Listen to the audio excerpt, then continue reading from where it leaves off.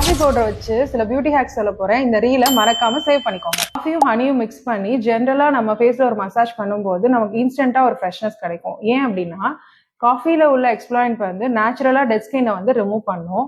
ஹனில உள்ள இன்கிரீடியன்ஸ் வந்து நமக்கு நேச்சுரல் மாய்ஸ்சரைசரை கொடுக்கும். உங்க ஸ்கின் வந்து சென்சிட்டிவாகவும் ஆக்னி ப்ரோனாவும் இருந்துச்சுன்னா இந்த ஹேக்கை ட்ரை பண்ணாதீங்க.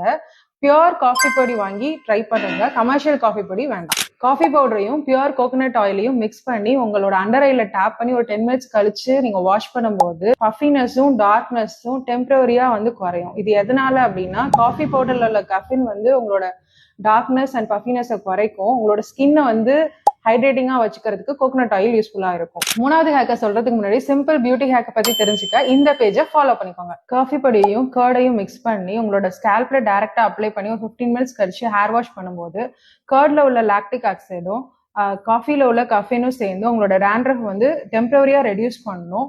உங்களோட ஹேருக்கு வந்து ஒரு நேச்சுரல் ஷைன் கொடுக்கும்.